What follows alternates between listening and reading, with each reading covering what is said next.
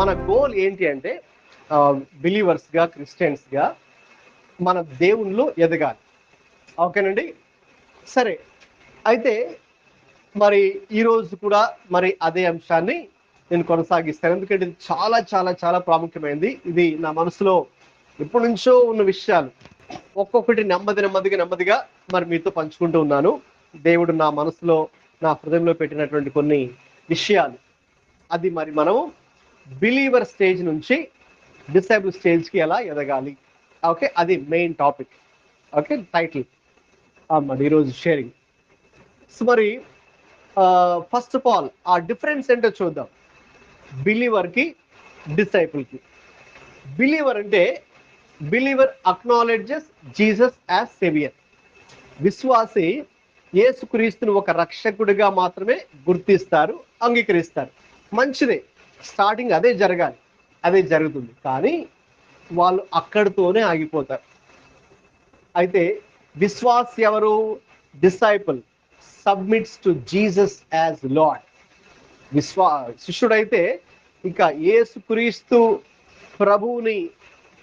ప్రభువుకి తన జీవితాన్ని పూర్తిగా సమర్పించుకునే వ్యక్తి.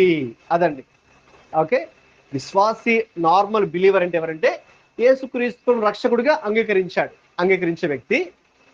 డిసైపుల్ ఎవరు? తన జీవితాన్ని పూర్తిగా క్రీస్తుకి సమర్పించుకునే వ్యక్తి. సో డిఫరెన్స్ ఉందా లేదా? ఉంది. యేసుక్రీస్తు ఒక దేవుడిగా అంగీకరించడం వేరు, ఆ దేవుడికి పూర్తిగా తన లైఫ్ని కమిట్ చేసుకోవడం వేరు. ఓకే, నౌ ఇప్పుడు మనం విశ్వాసుల స్థాయి నుంచి శిష్యుల స్థాయికి ఎదగాలని మనం కోరుకుంటున్నాం. కాబట్టి మనం ఏం చేయాలి? ఇప్పుడు దీని ప్రకారం చూస్తే మన జీవితాన్ని పూర్తిగా దేవుడికి సమర్పించుకోవాలి. ఏదో నమ్మితే సరిపోదు, లేదు ఎవ్రీ సండే చర్చ్కి వచ్చినంత మాత్రాన్ని కూడా సరిపోదు. అంటే ఏదో ఒక అటెండెన్స్ లాగా. ఇప్పుడు వీళ్ళు ఉన్నారనుకోండి, స్కూల్కి అయితే డైలీ వెళ్తున్నారు, అటెండెన్స్ మాత్రం 100% ఉంది, కానీ చదువుకోవట్లేదు. మరి దానివల్ల ప్రయోజనమా? లేదు కదా. జస్ట్ స్కూల్కి వెళ్తే సరిపోదు, ఏం చేయాలి? అక్కడ చదవాలి, అన్ని సబ్జెక్ట్స్ బాగా చదవాలి. ఓకే, తర్వాత ఎగ్జామ్స్ పెట్టినప్పుడు రాసి ఓకే బాగా మార్క్స్ సంపాదించాలి. అప్పుడే రిజల్ట్ వచ్చిన తర్వాతే కదా, రీసెంట్గా మీకు రిజల్ట్స్ వచ్చాయి కాబట్టి రిజల్ట్ వచ్చిన తర్వాత మీకు తెలిసింది నేను బాగా చదివానా, ఈ ఇయర్ చదవలేదా. అంతే కదా, రిజల్ట్స్ని బట్టే కదా నేను బాగా చదివానా. చదివితే బాగా రాస్తాం కదా పరీక్షలు, ఎగ్జామ్స్లో. ఓకే, సో రిజల్ట్ వచ్చిన తర్వాత నేను ఈ సంవత్సరం అంతా ఎలా చదివాను. స్కూల్కి ఏదో వెళ్తే మాత్రమే సరిపోదు కదా, అదనమాట. ఓకే, ఫర్ ఎగ్జాంపుల్ మీరు జిమ్కి జాయిన్ అవ్వాలనుకున్నారు. ఓకే, జిమ్లో అంటే మీరు ఫిజికల్గా ఫిట్గా ఉండాలనుకున్నారు కాబట్టి జిమ్లో జాయిన్ అయ్యారు. ఇప్పుడు నేను మీకు అర్థం అవడం కోసం విశ్వాసికి అలాగే డిసైపుల్కి, శిష్యుడికి తేడా చెప్తాను. విశ్వాస్ ఎవరంటే కేవలం జిమ్లోకి వెళ్ళి ఆ ఫీజు కట్టి జాయిన్ అవ్వడం. ఓకే, మరి శిష్యత్వపు స్థాయి ఏంటంటే వెళ్ళి జాయిన్ అయ్యి ఫీజు కట్టడం మాత్రమే కాదు, ప్రతిరోజు ఆ టైం స్లాట్ ఇస్తారు కదా, morning 6 to 7, evening 5 to 6. Everyday మీకు ఏ పని ఉన్నా ఆ టైం పనులన్నీ పక్కన పెట్టేసి ఏం చేస్తారు? మీరు అక్కడికి వెళ్ళాలి. అక్కడికి వెళ్ళి ఆ 1 hour జిమ్లో మీరు ఇచ్చిన టైం స్లాట్ ఏం చేస్తారు? మీరు అక్కడికి వెళ్ళి ఏం చేయాలి? అన్ని ఎక్సర్సైజులు మీరు చేయాలి. అది డిసైపుల్షిప్ అంటే. విశ్వాసం ఏంటంటే ఓన్లీ జిమ్లో వెళ్ళి పేరు రాయించి ఓకే డబ్బులు కట్టడం, ఫీజు కట్టడం, ఇంకా మళ్ళీ ఇంకెళ్ళరు. చెప్పడం మళ్ళీ నెల వచ్చి మళ్ళీ నెల వెళ్ళి మళ్ళీ ఫీజు కట్టి ఇంకా మళ్ళీ కనబడదు నెలంతా. అలా చేస్తే యూస్ఫుల్గా ప్రైజ్ ఉంటుందా? ఉండదు కదా. ఏం చేయాలి? వెళ్ళి జాయిన్ అయ్యి పేరు రాయించి ఫీజు కట్టడం మాత్రమే కాదు, ఎవ్రీడే వెళ్ళాలి. ఎవ్రీడే వెళ్ళి ఆ ఎక్సర్సైజెస్ ఏవైతే ఉంటాయో ఆ జిమ్ ట్రైనర్, కోచ్ ఉంటారు అక్కడ, వాళ్ళు ఏమైతే చెప్తారో అంటే మీకు ఏదైతే రిక్వైర్మెంట్ ఉందో మీ బాడీలో దాని ప్రకారంగా ఆయన మీకు ఒక చెప్తాడు, కోర్స్ ఉంటుంది. అన్ని నెమ్మదిగా అన్ని ఒకే రోజు కాకుండా కదా, నెమ్మదిగా మీ చేత ఎక్సర్సైజులు చేయిస్తారు. అలా పూర్తిగా మనం చేసినప్పుడే దానివల్ల అంటే జిమ్కి వెళ్ళడం వల్ల ఒక యూస్ఫుల్నెస్ మనం చూస్తాం. ఒక 3 నెలల్లో, 6 నెలల్లో, లేక 1 yearలో డిఫరెన్స్ మీరు చూస్తారు. సో బిలీవర్ విశ్వాస స్థాయికి శిష్యత్వ స్థాయికి తేడా ఏంటంటే ఇక్కడ ఓన్లీ జిమ్కి వెళ్ళి మీరు ఎన్రోల్ చేసుకుని ఫీజు కట్టారు. కానీ శిష్యత్వం స్థాయి ఏంటంటే ప్రతిరోజు వెళ్ళి ఆ టైంకి, ఓకేనా, ఆ ఎన్ని పనులున్నా అన్ని పక్కన పెట్టేసి మీరు దానికి ప్రయారిటీ ఇచ్చి అక్కడికి వెళ్ళి పూర్తి స్థాయిలో ఆ వర్కౌట్స్ అన్ని కూడా మీరు చేయాలి. అది శిష్యత్వం స్థాయి. సో కేవలం యేసుప్రభు నమ్మి, సరే నమ్మానులే చాలులే, జస్ట్ ఏదో సండే వారానికి ఒకసారి చర్చికి వెళ్ళేసి వస్తున్నానులే చాలు అని ఇక్కడితో సాటిస్ఫై అవ్వకుండా ఎవ్రీడే ఆ యేసయ్య ఏమైతే చెప్పారో అవి మనం చేస్తాం. అందుకే నేను చెప్పాను, పూర్తిగా మన జీవితాన్ని ఇంకా ఆయనకి అప్పగించుకుంటాం, సమర్పించుకుంటాం. ఓకే, జస్ట్ కేవలం నమ్మడం మాత్రమే సరిపోదు. అది విశ్వాస స్థాయి నుంచి శిష్యత్వపు స్థాయికి లేక శిష్యుల స్థాయికి మరి మనము ఎదగాలి అంటే. ఓకేనండి, కాబట్టి ఆ స్థాయి మనం తెలుసుకోవాలి. సో అది మీకు అర్థం అవడం కోసం ఒక వాక్యాన్ని చదువుకుందాం. యోహాను సువార్త 8వ అధ్యాయము 31-32.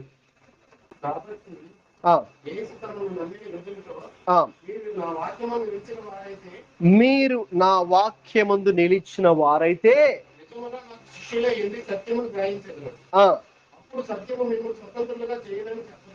చాలండి, గమనించండి, చాలా అద్భుతమైన మాటలు. వీలైతే మీరంతా కూడా కంఠస్థం చేయవలసిందిగా కోరుతున్నాను. రైట్, అక్కడక్కడ మనందరూ చిన్నపిల్లలే కాదండి, మెమరీ వర్సెస్ పెద్దవాళ్ళు కూడా కొన్ని మనం అందరూ కూడా, నేను ఇప్పటికీ కంఠస్థం చేస్తూ ఉంటాను కొన్ని వచనాలు. ఓకే, తర్వాత మన కంట్రీలో పెద్దగా లేదు కానీ వేరే కంట్రీస్లో సండే స్కూల్ అనేది పెద్దవాళ్ళకు కూడా ఉంటుంది. ఓకే, అంటే పెద్దవాళ్ళు కూడా okay every Sunday 2 services attend అవ్వాలి. ఒకటి మెయిన్ సర్వీస్, ఇంకోటి దానికంటే ముందు సండే స్కూల్ ఒక లీడర్ ఉంటారు, వాళ్ళు అటెండ్ అవ్వాలి.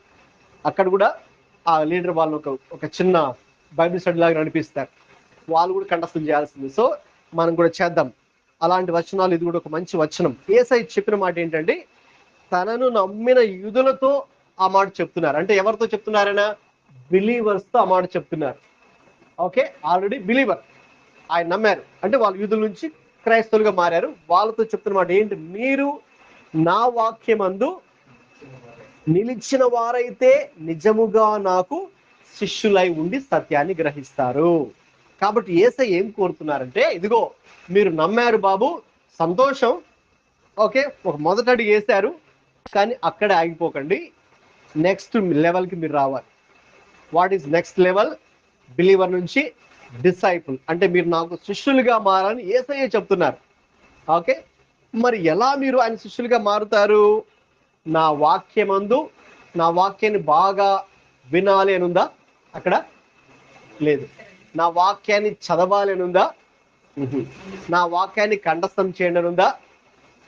నా వాక్యాన్ని ఇతరులకు చెప్పాలి అని ఉందా? లేదు, ఇవేవి లేవు. కానీ ఇవన్నీ మనం చేయాలి మళ్ళీ. ఓకే, చదవాలి, ధ్యానం చేయాలి, కంఠస్థం చేయాలి, ఇతరులకు కూడా మనం చెప్పాలి. అయితే వీటన్నిటికంటే గొప్ప పని ఏంటంటే వాక్యమందు నిలిచి ఉండాలి. అంటే వాక్యము చెప్పినట్టు మనం చేయాలి, పాటించాలి. ఓకే, అది అంత సులువేమి కాదు. అలాగని చెప్పి ఇంకా మన వల్ల కాదండి అని కూడా, అసాధ్యమండి కూడా చెప్పలేదు. ఎందుకంటే దేవుడు తప్పకుండా మనకు సహాయం చేస్తాడు. So you need to grow from believer stage to disciple stage. Okay, అది యేసయ్య కోరుతున్నారు. మీరు ఇలాగ ఉండిపోకండి, ఇలాగ బిలీవర్స్ గా ఉండిపోకండి. ఇంకా చెప్పండి, ఒకసారి ఆయన కొంచెం కోప్పడి విసుక్కొని శిష్యులతో, ఎంతకాలం మీతో ఉంటా నేను, ఓకే, మీరు ఇంకా ఎందుకు భయపడిపోతున్నారు? ఆ దోణిలో వెళ్తున్నప్పుడు తుఫాన్ వస్తే అయ్యో ప్రభా అని టెన్షన్గా ఫీల్ అయిపోయి మేము మునిగిపోతున్నాం అని, అంటే అప్పటిదాకా యేసయ్య చేస్తున్న అద్భుతాలు చాలా చూశారు కల్లారా. చూస్తే మరి ఆయన విశ్వాసం ఉంచాలి కదా. విశ్వాసం ఉంచకుండా ఇక టెన్షన్గా ఫీల్ అయిపోయి అయ్యో మేము చనిపోతాం, అది ఇది మీకు పట్టదేంటి, మీరు పడుకున్నారేంటి, నిద్రపోతున్నారేంటి అని యేసయ్యనే లేపారు ఆ దోణిలో వెళ్తున్నప్పుడు. సో యేసయ్య కూడా అక్కడ ఇదో ఎంతకాలం నేను మీతో ఉంటాను అల్ప విశ్వాసులారా అన్నారు యేసయ్య. అంటే మీకు విశ్వాసం ఉంది, కానీ ఎలా ఉంది విశ్వాసం? అల్పం అంటే కొంచెం. ఓకే, కొంచెం ఉంది, ఫెయిత్ ఉంది మీలో, కానీ కొంచెమే ఉంది. అంటే ఒక చిన్న సమస్య రాగానే ఇంకా మీరు డిస్టర్బ్ అయిపోతున్నారు. ఇది చాలా వాస్తవం, వెరీ రియల్ కదా మన లైఫ్లో కూడా. అంటే మనం కూడా ఓకేనా, నేనైనా వాక్యం చెప్పొచ్చు, మీరైనా వాక్యం వినొచ్చు, కానీ మన లైఫ్లో నాకు కొన్ని విషయాలు, మీకు కొన్ని విషయాలు జరిగినప్పుడు కొన్నిసార్లు మన ఫెయిత్ కూడా ఏమవుతుంది చెప్పండి? డిస్టర్బ్ అవుతుంది. మనం కొన్ని వాస్తవాలు మాట్లాడుకుందాం, ప్రాక్టికల్గానే మాట్లాడుకుందాం. ఓకే, అయితే మనము అలాగైతే ఉండకూడదంట. ఇప్పుడు ఈ స్టేజ్ నుంచే మనం ఎదగాలి. అంటే నువ్వు చీటికి మాటికి ప్రతి చిన్నదానికి డిస్టర్బ్ అయిపోతున్నావు, కలవరపడిపోతున్నావు, గాబరా పడిపోతున్నావు, ఇదేంటి అని ఇక దేవుణ్ణే ప్రశ్నించే స్థాయికి వెళ్ళిపోతున్నావు. ఓకే, అలా ఉండద్దు. ఈ స్టేజ్ నుంచి ఇప్పుడు ఈ స్టేజ్కి ఎదగాలి. ఓకే, బిలీవర్ స్టేజ్ నుంచి డిసైబుల్ స్టేజ్కి నువ్వు ఎదగాలి. ఓకే, కాబట్టి ఎలా జరుగుతుంది, ఎప్పుడు జరుగుతుంది? అది నా వాక్యమందు నిలిచిన వారైతే అప్పుడు నిజంగా నాకు శిష్యులుగా ఉంటారు. వాక్యం, సో ఇప్పుడు అది పాజిటివ్గా ఆలోచిద్దాం. ఇప్పుడు అదే వాక్యాన్ని నెగిటివ్గా చూస్తే ఎలా చదవచ్చు? మీరు నా వాక్యమందు నిలిచిన వారుగా కాకుండా ఉంటే, లేక నిలవకపోతే, నెగిటివ్గా చదువుదాం. మీరు నాకు నిజంగా శిష్యులు కారు. ఓకే, అంటే మీరు నిజంగా వాక్యమందు నిలిచి ఉండకపోతే మీరు నా శిష్యులు కాదు. ఓకే, మీరు చర్చికి వస్తూ ఉండొచ్చు, లేకపోతే ఒక క్రిస్టియన్ పేరు మీరు పెట్టుకొని ఉండొచ్చు, లేక క్రిస్టియన్ ఫ్యామిలీలో పుట్టి ఉండొచ్చు. ఓకే, లేక మీకు బైబిల్ నాలెడ్జ్ కూడా మీకు ఉండొచ్చు. అయితే మీరు నాకు నిజంగా శిష్యులు కాదు, ఎందుకంటే మీరు నా వాక్యమందు నిలిచి లేరు. ఓకే, అంటే నా వాక్య ప్రకారంగా మీరు అలాగే జీవించట్లేదు, కాబట్టి మీరు నా శిష్యులు కాదని ఇండైరెక్ట్ గా దాని అర్థం. ఓకే, కాబట్టి యేసయ్య చెప్తున్న మాట ఏంటంటే మీరు నా వాక్యమందు నిలిచి ఉండాలి. నిలిచి ఉంటేనే నిజంగా మీరు నాకు శిష్యులై ఉండి ఏది గ్రహిస్తారు? సత్యాన్ని గ్రహిస్తారు. You should know the truth. అది ఈ రోజుల్లో చాలా ప్రాముఖ్యం. ఎందుకంటే బోల్డ్ మంది కదా, రకరకాల మీరు మీడియా ఓపెన్ చేయగానే, సోషల్ మీడియా ఓపెన్ చేయగానే ఓకే, రకరకాలుగా ఇష్టం వచ్చినట్లు ఓకేనా వాళ్ళు చెప్పేసుకుంటూ వెళ్ళిపోతుంటారు చాలా మంది. ఓకే, అయితే మీరు చాలా చూడొచ్చు. ఓకే, అవి మీరేం చేయాలో చూసినప్పుడు ఒకళ్ళు ఏదో చెప్పారు సోషల్ మీడియాలో. ఓకే, అయితే మనకేముండాలండి, అది వాళ్ళు చెప్తుంది కరెక్టా కాదా, నిజమా కాదా, లేక ఫేకా? ఎందుకంటే 90% అంతా కూడా ఫేకే సోషల్ మీడియాలో. ఓకే, సో కాబట్టి మనం ఏదో గుడ్డిగా నమ్మేయకూడదు. ఎవరైతే చెప్తే ఈ రోజుల్లో అలాగ నమ్మేసి అలాగా అది నిజం అనుకున్నారు జనాలు. That is not true. Okay, just because ఏదో ఒక పాపులారిటీ ఉన్నటువంటి ఒక హీరోతోనో హీరోయిన్తోనో ఓకే, లేక ఒక స్పోర్ట్స్ స్టార్తోనో ఒకళ్ళు ప్రమోట్ చేస్తారు, వాళ్ళ ప్రోడక్ట్స్ ప్రమోట్ చేస్తారు కదా, యాడ్స్ మనం చూస్తుంటాం కదా యాడ్స్లో. సో వాళ్ళు దాన్ని ప్రమోట్ చేస్తే మాత్రాన్ని వాళ్ళు చెప్పారు కాబట్టి అది పర్ఫెక్ట్ అనుకోవచ్చా మనం? చెప్పండి. నో. వాళ్ళు ఎందుకు చేస్తున్నారు యాడ్స్? దేనికోసం చేస్తున్నారు యాడ్స్? డబ్బుల కోసం. వాళ్ళకి చాలా కోట్ల రూపాయలు ఇస్తారు ఒక యాడ్ని, ఒక సినీ యాక్ట్రెసెస్ ప్రమోట్ చేసినందుకు, లేదు ఒక ప్రోడక్ట్కి, ఒక కంపెనీకి బ్రాండ్ అంబాసిడర్గా ఉంటే వాళ్ళకి కోట్ల రూపాయలు వస్తాయి డబ్బులు. సో వాళ్ళ డబ్బుల కోసం వాళ్ళు చేస్తున్నారు. మనం దాన్ని రియాలిటీగా తీసుకొని కదా, అందుకే మనం ఈ మూవీస్ ఎందుకు ఎంకరేజ్ చేయమంటే, ఆ మూవీస్లోనేమో వాళ్ళు సినిమాల్లో డబ్బు కోసం వాళ్ళు ఏదేదో చేస్తారు. ఓకే, అది రియల్ కాదు, కానీ చూసేవాళ్ళు అది రియల్ అనుకొని దాని ద్వారా ఇన్ఫ్లుయెన్స్ అయిపోయి, ఖచ్చితంగా చూసేవాళ్ళు ఇన్ఫ్లుయెన్స్ అవుతారు. వారు చెప్పండి, ఖచ్చితంగా ఎంతో కొంతైనా మరి మనం ఇన్ఫ్లుయెన్స్ అయిపోతాం ఆ హీరో చెప్పే మాటల ద్వారానో, లేకపోతే ఆ హీరోయిన్ ద్వారానో, లేకపోతే ఇంకొక విలన్ ద్వారానో. ఓకేనా, సో ఖచ్చితంగా మనకి ఇన్ఫ్లుయెన్స్ ఉంటుంది. ఓకేనా, సో అది నెగిటివ్ ఇన్ఫ్లుయెన్స్ గా మారిపోతుంది అనమాట చివరికి. ఫస్ట్ లో ఏముందిలే అనుకుంటాం, మనం క్యాజువల్ గా తీసుకుంటాం, కానీ నెమ్మదిగా అది మన జీవితాల్లో నెగటివ్ ఇంపాక్ట్ చూపిస్తుంది. ఓకే, సో కాబట్టి అందుకే మనం ఎవరు ఏది చెప్తే అది గుడ్డిగా నమ్మేయకూడదు, లేదు మనం ఏది వింటే అది గుడ్డిగా నమ్మేయకూడదు, ఏది చూసినప్పుడు దాన్ని గుడ్డిగా నమ్మకూడదు. ఓకే, ప్రభు చెప్పినట్టుగా అప్పుడు మీరు సత్యాన్ని గ్రహించెదరు. ఓకే, ఎప్పుడు సాధ్యమవుతుంది అంటే, ఎప్పుడైతే మనం వాక్యమందు నిలిచి ఉంటామో అప్పుడు మీరు ఈ లోకంలో వినే సంగతులన్నీ ఏది కరెక్టు, ఏది తప్పు, ఏది రియల్, ఏది ఫేక్ అనేది మీరు గ్రహిస్తారు. గ్రహిస్తే తర్వాత ఏం జరుగుతుంది? రిజల్ట్ ఏంటి? అప్పుడు సత్యము మిమ్మును స్వతంత్రులుగా చేయును. The truth shall set you free. Okay, కాబట్టి గమనించండి, కేవలం దేవుని వాక్యము, దేవుని సత్యం మాత్రమే ఒక వ్యక్తిని, ఓకేనండి, విడుదల చేస్తారు. ఒక వ్యక్తి ఒక వ్యసనానికి బానిస అయిపోయాడు అనుకుందాం, is addict to something. Okay, so అప్పుడు ఆ వ్యక్తి ఆ అడిక్షన్ లో నుంచి ఎలా బయటకు వస్తాడంటే కేవలము దేవుని సత్యము ద్వారా మాత్రమే. దేవుని వాక్యమే అతన్ని స్వతంత్రుడిగా చేస్తుంది. ఓకే, ఒక త్రాగుడు అనే వ్యసనం, లేక మరొకటి మరొకటి మరొకటి, there are so many bad habits కదా. అందులో వెళ్ళిపోయిన వాళ్ళు, అందులో నుంచి వాళ్ళు బయటకు రావాలి అంటే, ఫ్రీడమ్ రావాలంటే కేవలము దేవుని వాక్యం ద్వారా మాత్రమే సాధ్యం. సో కాబట్టి యేసు ఇక్కడ చాలా క్లియర్గా చెప్తున్న, విశ్వాసులతో చెప్తున్న మాట, తను నమ్మిన యూదులతో చెప్పిన మాట, మీరు ఇప్పుడు శిష్యుల స్థాయికి ఎదగాలి, అక్కడే ఉండిపోకండి. So there is a difference. So difference ఉంది, అది మనం తెలుసుకోవాలి. ఫస్ట్ ఆఫ్ ఆల్ విశ్వాసి, అలాగే శిష్యుడు లేక శిష్యురాలు, రైట్, అది మొదటి. రెండవది చూడండి, ఇప్పుడు మనము శిష్యులుగా ఉండాలంటే ఏం చేయాలి? లూకా సువార్త 9వ అధ్యాయం 23వ వచనం. లేక శిష్యులుగా మారాలనే ఆశ ఉందండి నాలో, చెప్పండి ఏం చేయాలో చేస్తాను అని కనుక మీరు అంటే చదవండి లూకా 9:23.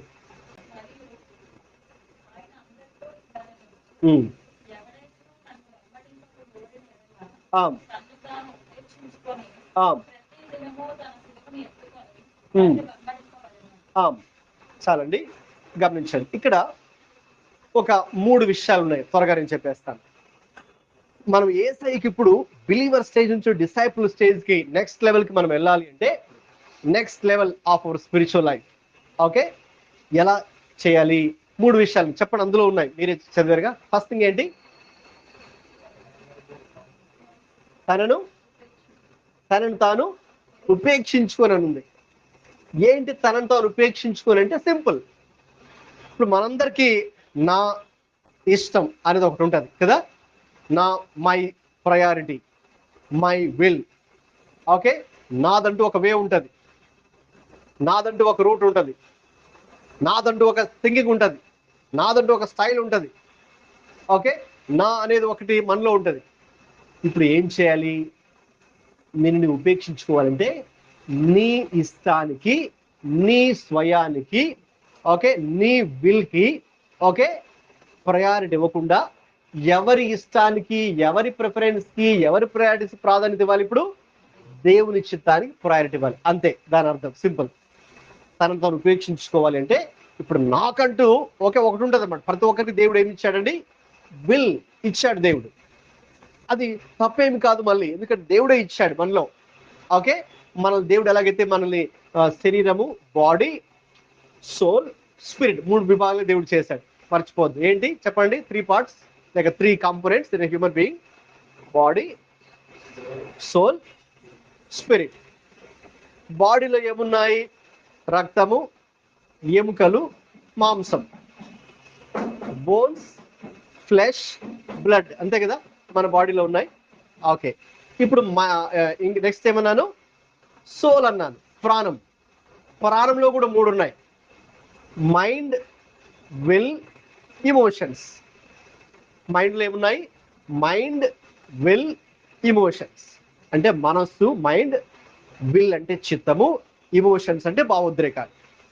ఇవన్నీ ఎవరు పెట్టారు మనలో? అవన్నీ మళ్ళీ దేవుడు పెట్టాడు. They are not wrong in itself. జాగ్రత్త, మీరు వినాలి ఇప్పుడు. కొంచెం నేను మిమ్మల్ని కొంచెం లోతుల్లోకి తీసుకెళ్తున్నా. చేపలు పడాలంటే మీరు ఒడ్డున ఉంటే చేపలు పడతాయా? ఎక్కడికి వెళ్ళాలి? కొంచెం లోపలికి వెళ్తే మంచి చేపలు పడతాయి. ఓకే, అది. ఫిషింగ్ ఎప్పుడైనా చేశారా మీరు? ఫిషింగ్ ఎప్పుడు చేయలేదు కదా. ఓకే, సో కాబట్టి మీరు మంచి చేపలు పడాలంటే కొంచెం లోతులకు వెళ్ళాలి. సో మనం కూడా కొన్ని విషయాలు తెలుసుకోవాలంటే కొంచెం డీపర్గా మనము వెళ్ళాలి కదా. సో కాబట్టి ఏంటి అంటే, మా సోల్, ప్రాణంలో body, mind, will and emotions.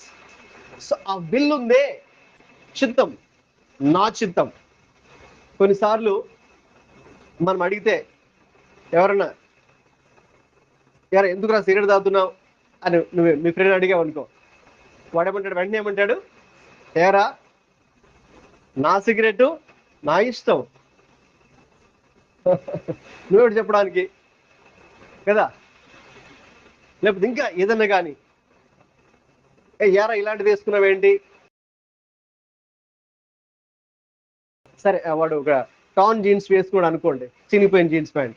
Okay, ఎరా ఎందుకు రేది వేసుకున్నావు అంటే వాడేమంటాడు, ఏరా నా చినిగిపోయిన జీన్స్ నా ఇష్టం, నువ్వు చెప్పడానికి, వేసుకోదని చెప్పడానికి. ఓకే కదండి. లేకపోతే ఏరా హెయిర్ స్టైల్ ఇలా పెట్టేస్తావంటే ఏ నువ్వెవడో చెప్పడానికి, నా హెయిర్ స్టైల్ నా హెయిర్ నా ఇష్టం కదా, నా హెయిర్ నా ఇష్టం. సో అలాగా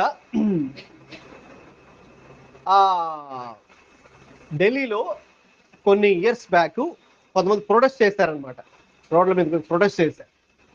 సో వాళ్ళు కూడా ఏంటంటే మా బాడీ మా ఇష్టం, మీరెవరు సుప్రీంకోర్టులోనో హైకోర్టులో కూర్చొని మీరు ఇది చేయకూడదు మీరు ఇది చేయాలని చెప్పడానికి, మా బాడీ మా ఇష్టం. ఓకే, మేము పురుషులుగా ఉన్నాం కాబట్టి పురుషులు పెళ్లి చేసుకుంటాం, మా బాడీ మా ఇష్టం. లేక స్త్రీలుగా ఉన్నాం, స్త్రీలు పెళ్లి చేసుకుంటాం, మా బాడీ మా ఇష్టం అని ఢిల్లీలో రోడ్ల మీదకి వచ్చి ప్లకార్డ్స్ పట్టుకొని ప్రొటెస్ట్ చేశారు. ఓకే, అంటే ఆ సుప్రీంకోర్టులో వాళ్ళు తీసుకున్న తీర్మానాలకు వీళ్ళు ఇది చేస్తూ ఛాలెంజ్ చేస్తూ, కాబట్టి ఓకేనా ఎలాగైతే ఓకేనా కొన్ని చోట్ల లేక కొన్ని కంట్రీస్లో ఓకేనా పురుషులు పెళ్లి చేసుకునే ప్రాక్టీస్ ఉందో, ఇక్కడ కూడా మాకు కావాలని ఇండియాలో చేశారు. అది చాలా ఆశ్చర్యం. ఓకే, కాబట్టి వాళ్ళు చెప్పేది ఏంటంటే మా ఇష్టం, మీరెవరు చెప్పడానికి అన్నట్టుగా, మేము ఎలాగైనా ఎలాగైనా జీవిస్తాం, మా లైఫ్ స్టైల్ ఎలాగైనా ఉంటుంది. చూసారా, ఇప్పుడు ఏం చెప్తున్నారు, నీవు ఉపేక్షించుకోవాలి అంటే నీ విల్ ఏదైతే ఉందో, అంటే నీవు ఇది చేయాలి ఏదైతే చేయాలనుకుంటున్నావో, లేక ఇది నా ఇష్టం అనే నీ ఇష్టం ఏదైతే ఉందో, ఓకే ఇది నేను ఇలాగే ఉంటా, నేను మారను, నా ఇష్టం అన్నట్టుగా మనం ఏదైతే ఇది మనము అని ఓకేనా మనం గట్టిగా పట్టుకొని ఉంటామో, దానికి మనము ఏమవ్వాలండి, దాన్ని ప్రక్కన పెట్టి ఇప్పుడు ఎవరి బిల్లుకి మనం ప్రయారిటీ ఇవ్వాలి, దేవుని చిత్తానికి మనం ప్రయారిటీ ఇప్పుడు ఇవ్వాలి. మీకు అర్థమవుతుంది? జస్ట్ మీకు అర్థం కోసం ఎగ్జాంపుల్తో చెప్తున్నాను. సో అందుకే మనం దేనికోసం ఎక్కువగా ప్రార్థన చేస్తుంటే, దేవా నీ చిత్తం ఏంటి నా జీవితంలో, ఓకేనా నెక్స్ట్ నేను ఓకేనా ఏ స్టడీస్ చేయాలి, లేక నెక్స్ట్ ఎవరితో నేను మ్యారేజ్ చేసుకోవాలి, లేక నెక్స్ట్ ఏ జాబ్ నేను చేయాలి, లేదా నేను ఎక్కడికి షిఫ్ట్ అవ్వాలి, ఓకే లేకపోతే మరి ఈ లోన్ విషయంలో దేవా మీ ప్లాన్ ఏంటి, ఓకే ఇక అన్ని A to Z, లేకపోతే మా బంధువులు ఫలానా వాళ్ళ విషయంలో నేను ఇప్పుడు ఎలా మాట్లాడాలి, ఓకేనా వాళ్ళు ఇలా మమ్మల్ని బాగా విసిగించేస్తున్నారు, మా బంధువులు కొంతమంది ఇలాగా, ఓకేనా లేక మమ్మల్ని మిస్అండర్స్టాండ్ చేసుకున్నారు, ఈ పరిస్థితుల్లో నేను ఎలా రెస్పాండ్ అవ్వాలని మీ చిత్తంలో ఉన్నది. మీ ఇష్టం ఏంటి ప్రభువా, మీ చిత్తం ఏంటయ్యా, మీ ప్లాన్ ఏంటయ్యా. ఇప్పుడు నా ప్లాన్ పక్కన పెట్టేస్తా, నా ఇష్టం పక్కన పెట్టేస్తా, నేను నా ఇష్టాన్ని పక్కన పెట్టేస్తాను. అందుకే యేసయ్య దీనికి బెస్ట్ ఎగ్జాంపుల్ కూడా యేసయ్యే. గెత్సెమనే తోటలో ఆయన చాలా బాధపడి డిప్రెషన్లోకి వెళ్ళిపోయి, అంటే ఇంకా నెక్స్ట్ సిలువ కదా, ఇంకా నెక్స్ట్ అది ఇంకా త్వరలో ఆయన అరెస్ట్ చేయబోతున్నాడు, ప్రజలు వచ్చి అతను అరెస్ట్ చేస్తారు, తీసుకెళ్ళి ఇంకా అతని కొట్టి సిలువకేస్తారు. అది ఒక్కసారిగా ఆయన ఊహించి ఆ గెత్సెమనే తోటలోకి ప్రార్థన చేస్తారు, ప్రభువా ఓకేనా ఈ గిన్నె నా ఎదురు నుంచి, అంటే ఈ సఫరింగ్ నా ఎదురు నుంచి తీసేసాయి, నేనైతే ఈ సిలువను మోయలేను, నా వల్ల కాదు. అంటే ప్రపంచంలో మనుషులందరూ చేసిన పాపాన్ని ఇప్పుడు నేను ఒక్కడిని మోయాలా, నా వల్ల కాదు అని చెప్పి ఇంకొక లైన్ అన్నారు ఆయన. ఏంటది చెప్పండి ఎవరైనా తెలిసిన వాళ్ళు. ఆయనను ఓకే నా చిత్తం కాదు, లేక నా ఇష్టం కాదు, మీ చిత్తమే నెరవేరును గాక అని ప్రార్థన చేస్తారు ఆయన. అదండి. సో ఆయన ఇష్టమైతే దాన్ని అవాయిడ్ చేయాలి, అది నేను నా వల్ల కాదు, నేను దాన్ని బేర్ చేయలేను, నేను దాన్ని ఆ సిలువ అనే దానికి నేను వెళ్ళలేను, నా వల్ల కాదు. అయితే ప్రభువా ఒకవేళ నేను సిలువకే వెళ్ళాలి అనేది మీ చిత్తం అయితే ఇంకా మీ చిత్తమే జరుగును గాక, ఇక నా ఇష్టం పక్కన పెట్టేస్తాను. ఓకే నా ప్రిఫరెన్స్లు నా ఇష్టాలు అని పక్కన పెట్టేస్తాను, ఇక నా ఇష్టం కాదు, నా విల్ కాదు, ఇక మీ ఇష్టమే మీ చిత్తమే జరుగును గాక అని ఏం చేస్తారు ఆయన, తన చిత్తాన్ని ప్రక్కన పెట్టి, తన ఇష్టాన్ని ప్రక్కన పెట్టి, తన ప్రిఫరెన్సెస్ అన్ని పక్కన పెట్టేసి God's preference, God's will, God's priority ఆయన ప్రయారిటీగా చేసుకుని ముందుకెళ్ళాడు. అర్థమవుతుందా? సో ఇప్పుడు ఇంకా చివరికి ఏమైందండి, సిలువకి వెళ్ళాల్సి వచ్చింది. మరి సిలువకి వెళ్ళాలనేది ఎవరి చిత్తమో? ఈయన ఇష్టమా దేవుని ఇష్టమా? దేవుని ఇష్టం. యెషయా గ్రంథం 53లో ఉంటుంది, ఆయన నలుగుగుట్టుటకు తండ్రికి అభీష్టమాయను. అది తండ్రి చిత్తం. కాబట్టి చాలా సార్లు మనం ఏం చేస్తామంటే ఎవరి వీళ్ళు చేసుకోవడానికి మనం ప్రయత్నం చేస్తాము, ఎవరి ఇష్టం నెరవేర్చడానికి మన ఇష్టాన్ని నెరవేర్చుకోవడం మనం ట్రై చేస్తాం కదా. అంటే మనకేమనిపిస్తే అది మనం చేసేస్తాం, మన ఇష్టం నెరవేర్చాలన్నట్టుగా మనం ముందుకెళ్తాం. అయితే మనం అలా చేయొచ్చే విశ్వాసులుగా? నో. విశ్వాసిగా అలా చేయొచ్చేమో. అయితే ఇప్పుడు నువ్వు ఏం చెప్తున్నాను, ఇప్పుడు నేను మీరు ఇప్పుడు శిష్యులు వస్తాయి ఎదగాలి కాబట్టి శిష్యులుగా నిజముగా మీరు ఉండాలనుకుంటే మాత్రం ఇక మీ ఇష్టాలు నెరవేర్చొద్దు. ఓకే, అందుకే మన ప్రార్థనలు కూడా ఇప్పుడు మనం మారాలి, చేంజ్ అవ్వాలి. మన ప్రేయర్స్ కూడా ఎలా చేంజ్ అవ్వాలంటే, ఇప్పుడు మీకు డౌట్ రావచ్చు, మరి మనం దేవుణ్ణి ఇంకా మనకి ఇష్టమైంది అడగకూడదండి అనొచ్చేమో. అడగచ్చు. అంటే మనకు అవసరాలు ఏంటో, మనకి ఇష్టం ఏంటో అన్ని కూడా దేవుణ్ణి అడగచ్చు. ఎందుకంటే ఆయన ఎవరు? మనకు పరలోకపు తండ్రి కాబట్టి. ఇప్పుడు మీ డాడీని మీరు ఎలాగైతే అడుగుతారో, డాడీ మరి నాకు ఇది కావాలి, ఓకే నాకు ఈ డ్రెస్ కొనిపెట్టు, లేకపోతే నాకు ఇంకోటి కొనిపెట్టమని మీరు అడుగుతారో, అలాగా మన తండ్రిని మనం అన్నీ అడగచ్చు. నాకు ఇది ఇష్టం, ఓకేనా, నాకు ఇది ఇష్టం, నాకు ఈ కలర్ డ్రెస్ ఇష్టం, లేకపోతే నాకు ఆ ఫుడ్ ఐటమ్ అంటే నాకు అది ఇష్టం. ఓకే, మనం ఎలాగైతే చూస్ చేస్తాం కదా, కలర్ లేక ఫుడ్, ఇవన్నీ కూడా వి టెల్ అవర్ పేరెంట్స్ కదా. అలాగా చెప్పచ్చు, దేవుడు తప్పులేదు, అడగచ్చు మనకి ఇష్టమైనవి. అయితే లాస్ట్లో ఒక లైన్ చెప్పాలి, ఒక మాట చెప్పాలి. ఏంట మాట? యేసయ్య చెప్పింది ఏంటది? ఓకే, అయితే నా ఇష్టం కాదు మీ ఇష్టమే నెరవేరును గాక. ఓకేనా? ప్రభా ఇదైతే నా ఇష్టం తండ్రి. ఓకే, మీరు అన్ని రాస్తారు, పేపర్లో రాసి దేవుడి ముందు పెడతారు, ఓకేనా? అయితే ఇందులో ఇవన్నీ నాకు ఇష్టం, అయితే మీకు ఏది ఇష్టమో అవి టిక్కు పెట్టి అక్కడ మీరు సైన్ చేసి నాకు ఇవ్వండి. అప్పుడు నేనేం చేస్తాను, ఓకే, ఏదైతే మీరు టిక్కు పెట్టారో అది మాత్రమే మీ చిత్తం కాబట్టి ఇక నేను వాటిని నేను చేస్తాను. ఓకే, కాబట్టి ఇది నా ఇష్టం కాదు, నా చిత్తం కాదు, నీ చిత్తమే నెరవేరును గాక. ఓకే, ఎంతమందికి అర్థమైంది ఇప్పుడు నేను చెప్పింది విషయం? సాత్విక్ అర్థమైంది కదా? పాల్ అర్థమైందా? ఓకే, ఇంకొంచెం టైం పడుతుంది. నువ్వు ఇంకా సెకండ్ స్టాండర్డ్లో ఉన్నావు కదా, సెకండ్కి వచ్చాడు ఇప్పుడు, ఇంకా ఫస్ట్ నుంచి. ఓకే, కాబట్టి ఇది మనందరూ అర్థం చేసుకోలేము. మనందరికీ మన ఇష్టాలు ఉంటాయి. నాకు నా ఇష్టాలు చాలా ఉన్నాయి, మీకు మీ ఇష్టాలు చాలా ఉంటాయి కదా. అయితే అల్టిమేట్గా ఏం చేయాలి? ప్రభువా నా ఇష్టాన్ని పక్కన పెడుతున్నా, ఓకే, నా ఇష్టాన్ని పక్కన పెట్టి, నా చిత్తాన్ని పక్కన పెట్టి, మీ ఇష్టం ఏంటి, మీ చిత్తం ఏంటి, ఈ పరిస్థితుల్లో నేను ఎలా ఉండాలని కోరుతున్నారు, నేను ఎలా రెస్పాండ్ అవ్వాలని కోరుతున్నారు. ఓకే, ఫలానా మా బంధువులకి నేను ఈ పరిస్థితుల్లో నేను ఎలా రెస్పాండ్ అవ్వాలని మీరు కోరుకుంటున్నారు, నేనైతే ఇలా రెస్పాండ్ అవ్వాలనుకుంటున్నాను. మరి అది కరెక్టే కాదా? తండ్రి మీరు నాతో మాట్లాడండి, నేను ఎలా రెస్పాండ్ అవ్వాలని మీరు కోరుకున్నారు చెప్పండి. మీ ఇష్టం ఏంటి, మీ చిత్తం ఏంటి, మీ ప్లాన్ ఏంటి, మీ ప్రయారిటీ ఏంటి?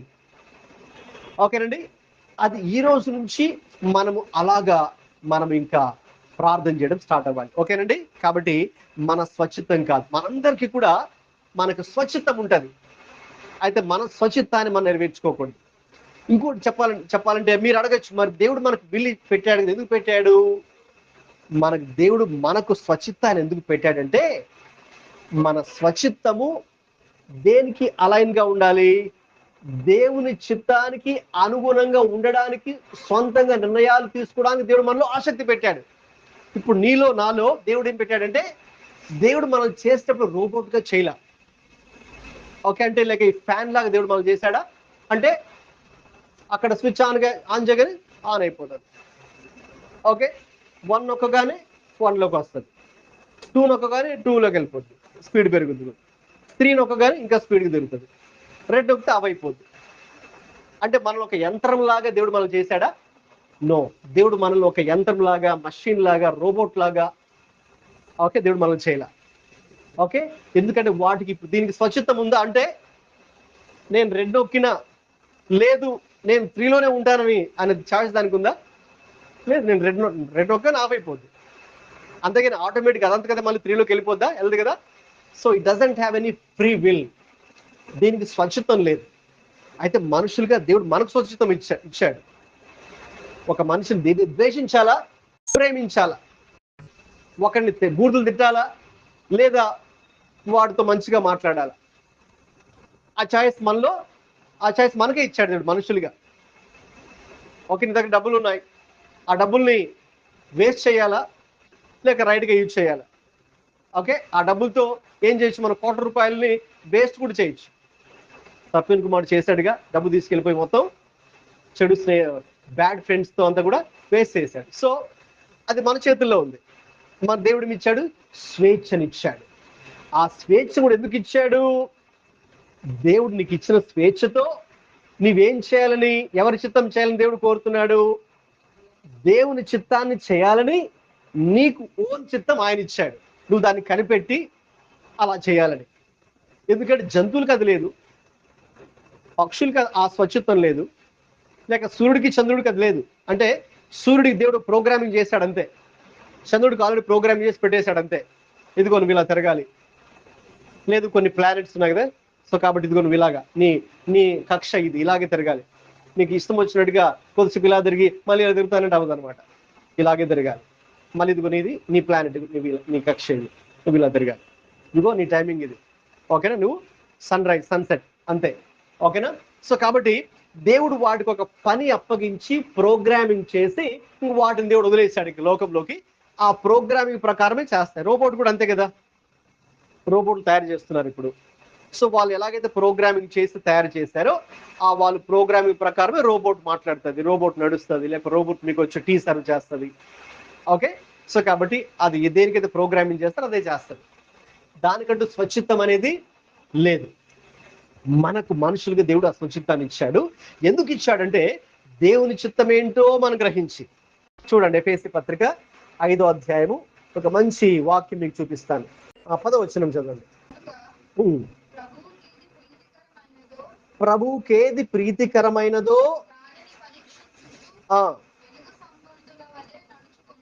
రైట్. ఇప్పుడు చెప్పండి మీరే, ఇప్పుడు దేవుడు మనకు ఎందుకు ఆ స్వచ్ఛిత్తాన్ని ఇచ్చాడంటారు? మనకిచ్చిన చిత్తముతో, లేక మనకిచ్చిన స్వేచ్ఛతో, మనకిచ్చిన స్వాతంత్రముతో, లేక సొంతంగా నిర్ణయాలు తీసుకునే శక్తి ఎవరికి ఇచ్చాడు దేవుడు? ఈ భూప్రపంచంలో సముద్రానికి లేదు. ఇప్పుడు సముద్రం సడన్ గా ఏంటి, ఇప్పుడు ఇక్కడే ఉంటున్నా నేను, ఈరోజు కొంచెం అలా ఎండాడలోకి వెళ్దామని సముద్రం వచ్చింది అనుకోండి, ఎండాడలోకి మనం కూర్చోగలమా? లేదు కొంచెం అలా మధురవాడలోకి వెళ్దామని సముద్రం వచ్చింది అనుకోండి, సాపు మీ ఇంటి దాకా మీరు ఉండగలరా? అక్కడ ఉండలేరు కదా.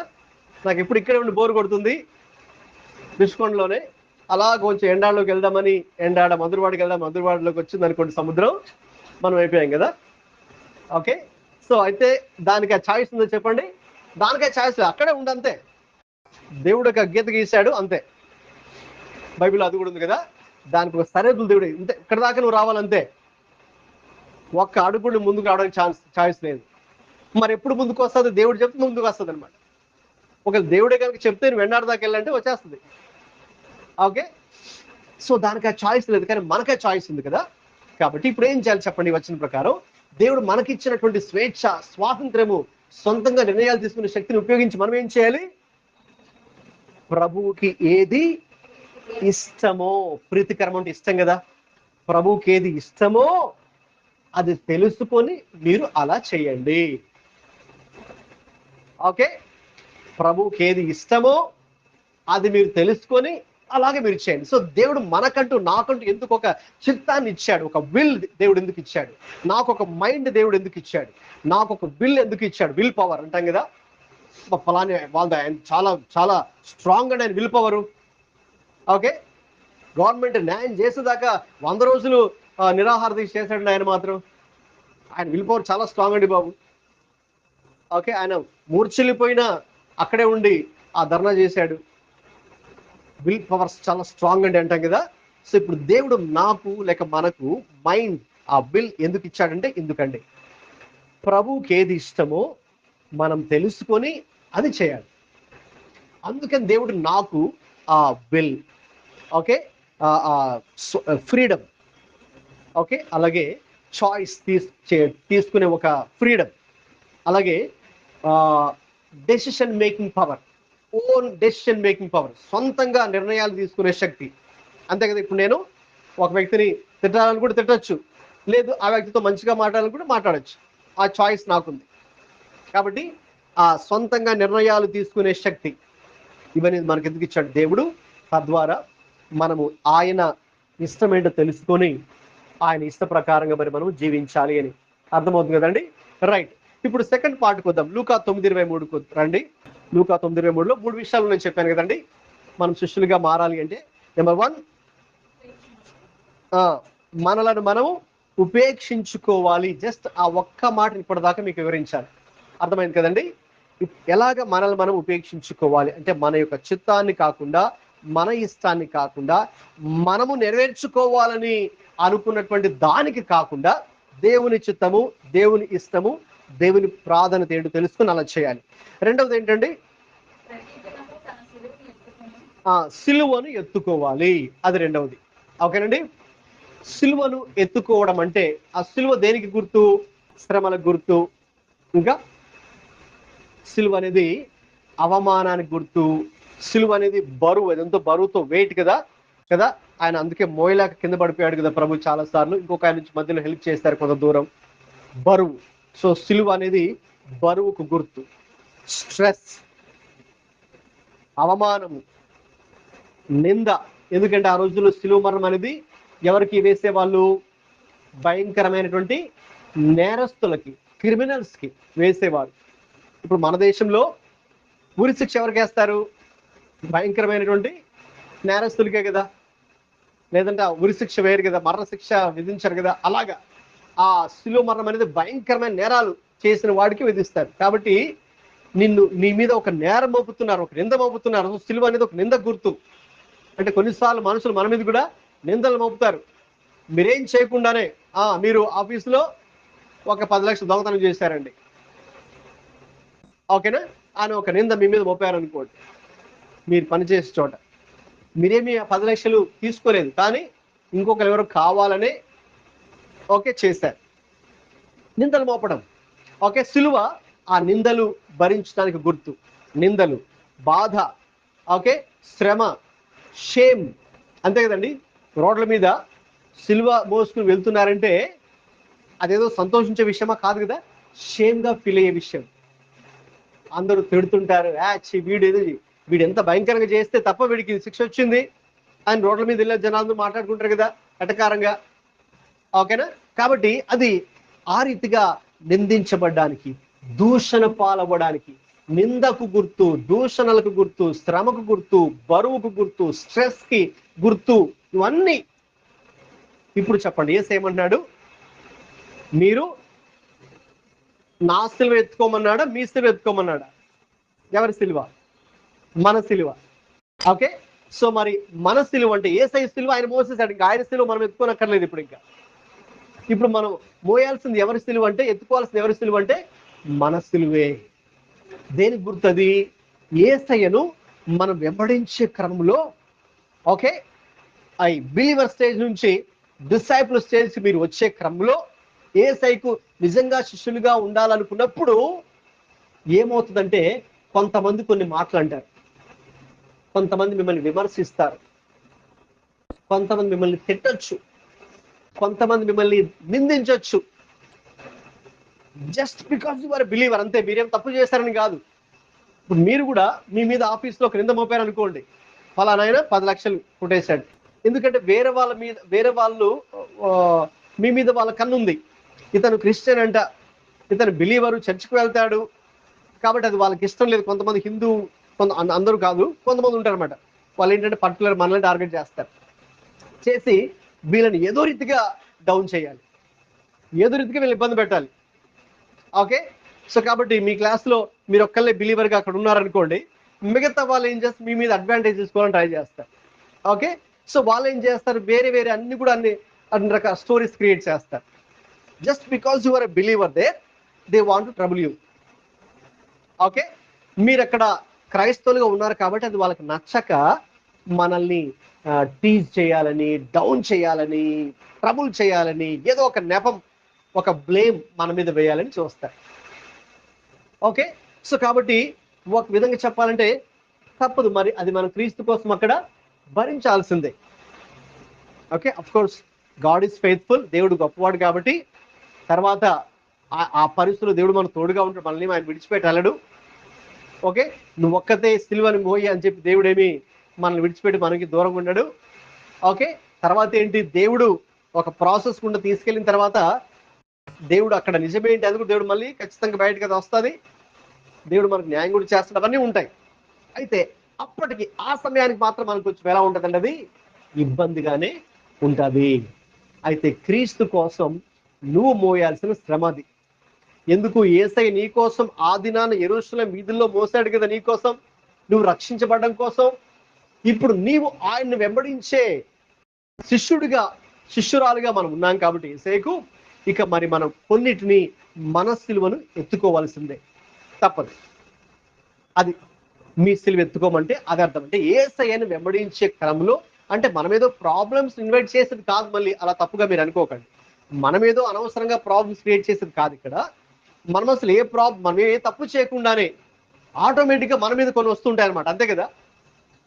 మీరు తప్పు చేసి మళ్ళీ శిక్ష అనుభవిస్తే అది దీనికి సంబంధించింది కాదు, అది మీరు చేసుకుని తప్పదు. అలా కాకుండా మీరు ఏ తప్పు చేయకుండానే మీ మీద ఒక మాట అన్నారు, ఒక నింద మోపేశారు అనుకోండి, అది యేసయ్య కోసం మనము ఎత్తుకునే మన సిలువ. ఓకే. అది మరి తప్పదు. మరి కొన్నిసార్లు ఆయన వెంబడించే క్రమంలో ఇటువంటి వస్తాయి, మనం వాటిని ఫేస్ చేయడానికి ధైర్యంగా ఉండాలి. రైట్. ఆ టైంలో మరి ఎవరు ధైర్యం ఇస్తారు, యేసయ్య ధైర్యం ఇస్తారు. మనల్ని ఎవరు ఎంకరేజ్ చేస్తారు ఆ టైంలో, యేసయ్య ఎంకరేజ్ చేస్తారు. ఎవరు వాటిని ఫేస్ చేయడానికి ఎవరు శక్తిని ఇస్తారు, యేసయ్య శక్తిని ఇస్తాడు. ఆ ఫేజ్ గుండా వెళ్ళడానికి, లేదు మీరు టఫ్ ఎగ్జామ్ రాయాలనుకో, ఆ టఫ్ ఎగ్జామ్ మీరు అవాయిడ్ చేయలేరు, ఖచ్చితంగా రాయాల్సిందే ఎగ్జామ్. ఓకే. మరి ఆ టఫ్ ఎగ్జామ్ గుండా వెళ్ళడానికి ఓకే ఆ 3 hours యేసయ్య శక్తిని ఇస్తారు. దీన్ని మీరు అవాయిడ్ చేయలేరు, ఫేస్ చేయాలి ఖచ్చితంగా. ఆ 3 hours అంటే ఆ ఎగ్జామ్ గురించి చెప్తున్నాను. లేదు ఇంకో ప్రాబ్లం ఒక 3 days ఉందనుకోండి, ఆ 3 days ఆ ప్రాబ్లం కూడా వెళ్ళడానికి కూడా ఆయనే శక్తిని ఇస్తారు, ఆయన కృపను ఇస్తారు. కృపని చివరికి మనకే ఆయన విజయాన్ని ఇస్తారు. అయితే ఆ సమయమందు మాత్రం మనము సిద్ధంగా ఉండాలి. అందుకే యేసయ్య అన్నారు, ఈ లోకంలో మీకు శ్రమలు వస్తాయి కాబట్టి మీరు సిద్ధంగా ఉండండి. ఓకే. ఎందుకంటే వాళ్ళని ద్వేషించారు కాబట్టి లోకం మిమ్మును కూడా ద్వేషిస్తుంది. అంటే అందరూ లోకస్తులు అందరూ మనల్ని మెచ్చుకోరు. ఓకేనండి.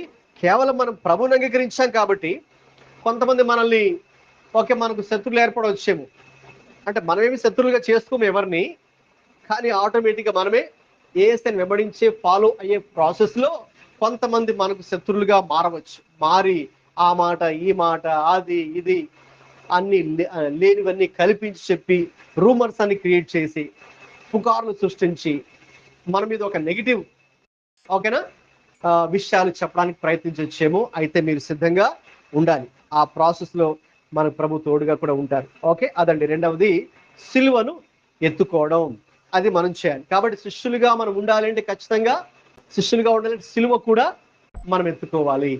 అది మూడవదండి. చివరికి ఇంకా దానికంటే ముందు ఏముందండి ఇంకొకసారి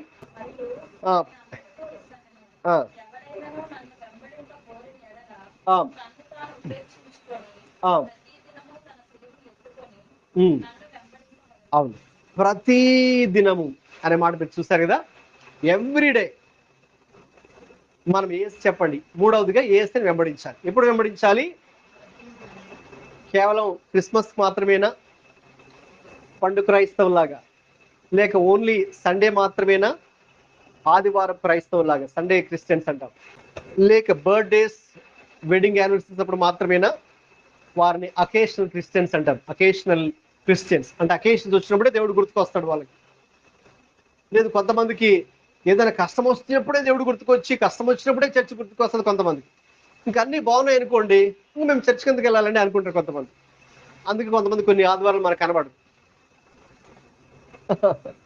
ఎందుకంటే వాళ్ళకి ఏంటి, దేవుడు ఎప్పుడు గుర్తుకొస్తాడు, ఏదైనా కష్టం వచ్చినప్పుడు దేవుడు గుర్తుకొస్తాడు, చర్చ్ గుర్తుకొస్తుంది, బైబిల్ గుర్తుకొస్తుంది, ప్రార్థన గుర్తుకొస్తుంది, పాస్టర్ గారు కూడా గుర్తుకొస్తారు. అప్పుడే మనకు ఫోన్ కాల్ వస్తుంది అనమాట. అయితే మనం అలా ఉండకూడదు. ఓకే, ఏముండాలి వచ్చిన ప్రకారం? ఎప్పుడు యేసుని వెంబడించాలి, ఎప్పుడు ఆయనతో మనం ఫ్రెండ్షిప్ చేయాలి, ఎప్పుడు ఆయన మనం స్తుతించాలి, ఎప్పుడు మనం పాటలు పాడి ప్రభుని స్తుతించాలి, ఎప్పుడు మనం వాక్యం చదవాలి, ఎప్పుడు మనం పరిశుద్ధంగా ఉండాలి, ఎప్పుడు మనం ప్రభు గురించి నలుగురికి, దేవుని గురించి ఇతరులకు చెప్పాలి. ప్రతి దినము.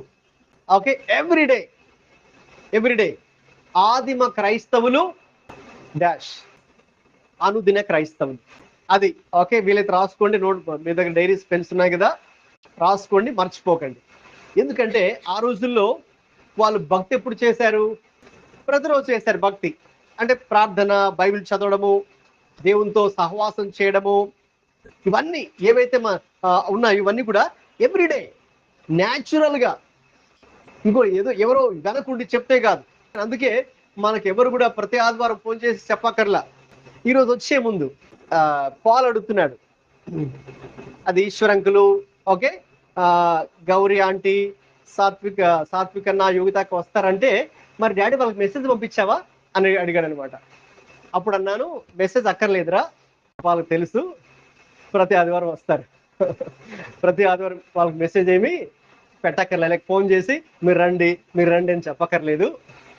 ఎందుకంటే అది వాళ్ళకి తెలుసు కదా. సో మీ వెనకతలు ఇంకొకరుండి ప్రతిరోజు బైబిల్ చదువుకున్నావా, ప్రార్థన చేసుకున్నావా అని చెప్పక్కర్లా. ఇప్పుడు ప్రతిరోజు టిఫిన్ చేయి, లంచ్ చేయి, బాత్రూమ్కి వెళ్ళు అని రోజు చెప్పక్కర్లేదు కదా. మనకి వెనకతలు ఉండేవారు చెప్పాలా సాత్విక్? చెప్పక్కర్లేదు కదా. చెప్పక్కర్లా.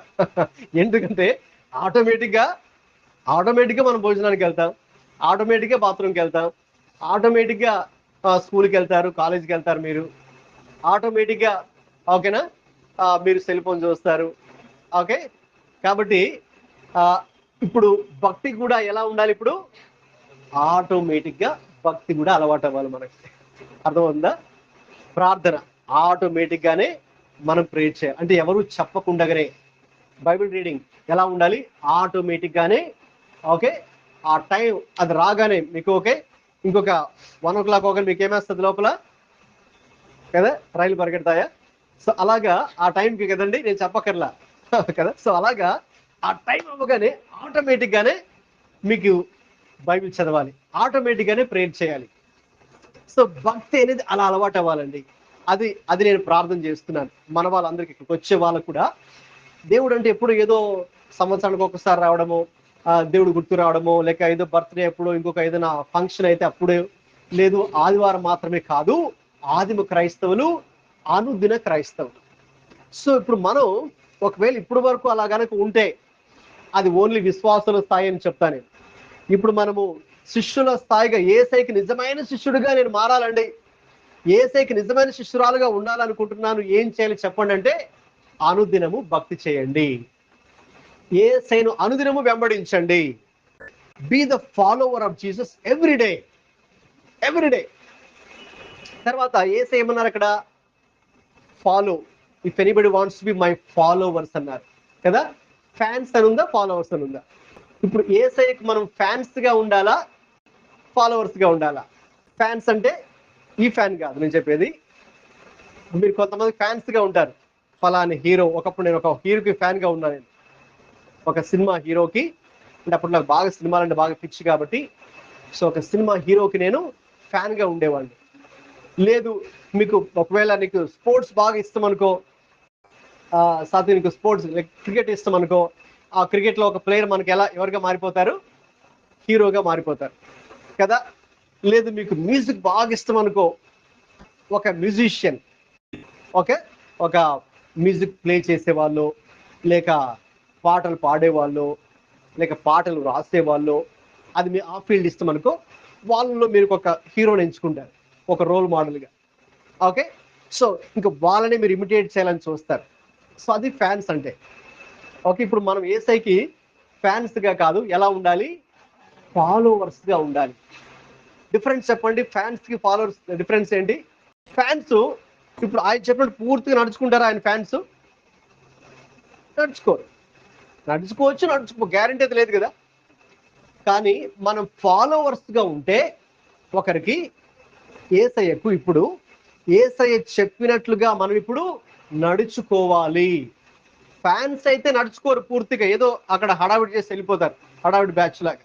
అయితే మనం అనుచరులుగా ఉండాలి అంటే యేసయ్యకు ఆయన చెప్పినవన్నీ మనం నడుచుకుంటాం, ఆయన చెప్పినవన్నీ మనం ఫాలో అవుతాం. అదే కదా ఫాలో అంటే, అదే మీనింగ్ కదా పూర్తిగా. Do as it is. Follow అవ్వండి అంటే అర్థం ఏంటి? Do as it is. నేను చెప్పేది మీరు ఇప్పుడు ఫాలో అవ్వండి, ఇన్స్ట్రక్షన్ అలా చేయండి అని అర్థం. ఓకే, ఇప్పుడు రెడ్ సిగ్నల్ పడింది, అందరూ ఆగండి అనే ఇన్స్ట్రక్షన్ ఇచ్చాడు అనుకో ట్రాఫిక్ పోలీస్, అందరూ ఆగాలి. ఇది ఫాలో అవ్వండి, ట్రాఫిక్ రూల్స్ ఫాలో అవ్వండి అంటే దాన్ని పాటించండి. Do it. ఓకే, తెలుసుకునేది మాత్రమే కాదు, తెలుసుకుని రెడ్ ఉన్నా కూడా వెళ్ళిపోయేది కాదు కదా, రెడ్ ఉన్నప్పుడు ఆగాలి మనం, అది రూల్స్. కాబట్టి వాటిని మనము పాటించాలి, అంటే రియల్గా మనం వాటిని చేయాలి. సో ఇది చాలా చాలా ప్రాముఖ్యమైనది. ఎందుకంటే చాలా మంది క్రైస్తవులు విశ్వాసాలను చెప్పుకునే వారు ఈ రోజుల్లో, చాలా మంది సంఘాలకు వెళ్ళే వాళ్ళు కూడా ఇవి ఫాలో అవ్వట్లేదు. ఓకేనండి, అవి వాళ్ళు చేయట్లేదు. జస్ట్ ఏదో నామకార్థంగా వెళ్ళి రావడం, నామినల్గా ఉండడం. అంటే వాళ్ళతో యేసు ప్రభుత్వంతో వాళ్ళకి ఇంకా టచ్ ఉండదు అనమాట.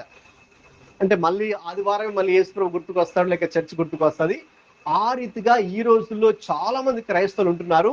నా ప్రార్థన ఏంటంటే, నా ఆశ కూడా ఏంటంటే, మనం ఇక్కడున్న మనం కొద్ది మంది అయినా కూడా మనమైతే అలా ఉండకూడదు. ఓకే, సో మనమైతే ఒక్కొక్కరు, ఓకే, మీరు వయసులో చిన్నగా ఉండొచ్చేమో, బట్ నా ప్రార్థన మీ అందరి కోసం ఏంటంటే, మీకు వయసుతో కూడా సంబంధం లేకుండా మనం దేవుని కోసం ఆయన యథార్థంగా వెంబడించే ఫాలోవర్స్గా మనం అవ్వాలి అనేది నా ప్రార్థన. అంటే విశ్వాసుల స్థాయిగానే ఉండిపోకుండా, విశ్వాసుల స్థాయి నుంచి శిష్యత్వపు స్థాయికి, శిష్యుల స్థాయికి, శిష్యురాలుగా మారే స్థాయికి మీరంతా రావాలి అనేదే ఎప్పుడు నేను చేసే ప్రార్థన, మీకోసం చేసే ప్రార్థన. హల్లెలూయా. అది దేవుడు కూడా తప్పకుండా మన ప్రార్థన ఆలకిస్తాడు. ఆయన కోరుకుంటుంది కూడా అదే, మనం ఆ రీతిగా ఆయన శిష్యుల స్థాయిగా రావాలి అని. కాబట్టి అది ఈరోజు మనం గుర్తుంచుకుందాం. ఇంకా విషయాలు ఉన్నాయి కానీ మరి అది నేను దేవుని చిత్తమైతే తర్వాత మీతో మరికొన్ని విషయాలు పంచుకుంటాను. ఒక దైవజనుడు చెప్పిన మాట ఏంటంటే, salvation is free, discipleship is costly. Okay, దానికి అర్థం తెలిసిపోయింది కదా మీకు. రక్షణ అయితే ఉచితమే, యేసయ్య అందరికీ ఉచితంగా రక్షణ ఇస్తారు.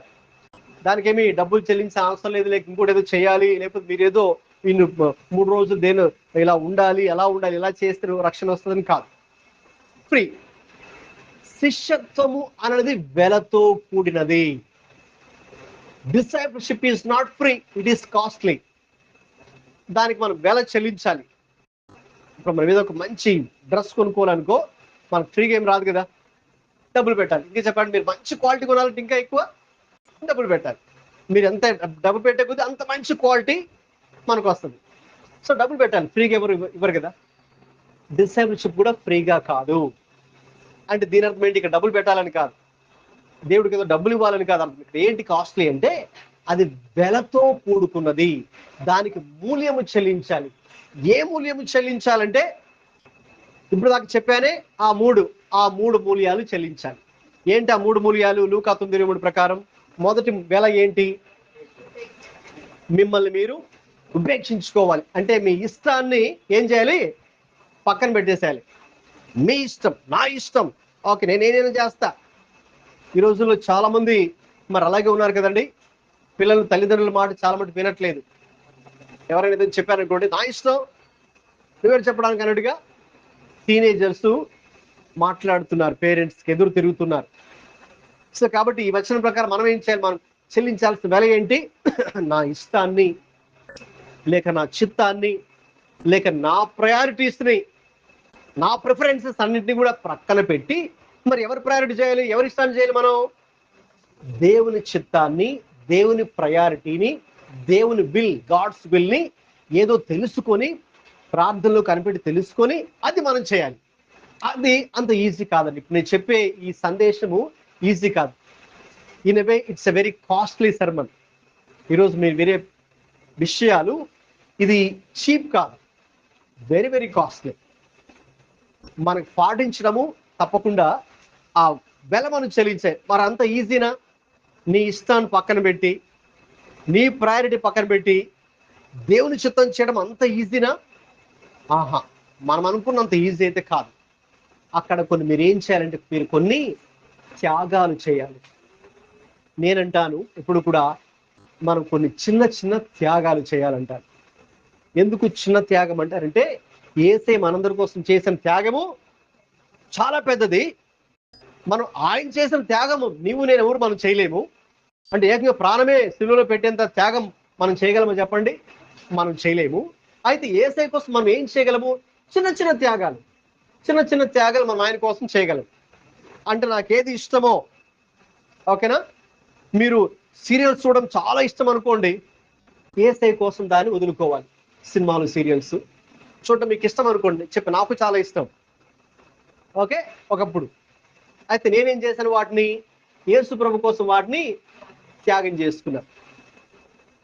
అట్లా మరికొన్ని నాకు చాలా ఇష్టంగా ఉండేవి, కానీ విశ్వాసిగా మారిన తర్వాత, యేసయ్య నమ్ముకున్న తర్వాత అది మంచిది కాదనిపించింది, అది కరెక్ట్ కాదనిపించింది, అది యేసయ్యకి ఇష్టం లేదనిపించింది. అంతే కదా? మీరు కూడా మీ పేరెంట్స్కి ఇష్టమైనవి చేయడానికి ఇష్టపడతారా, వాళ్ళకి ఇష్టం లేనివి చేస్తారా? ఇష్టం లేనివి మనం చేయం కదా.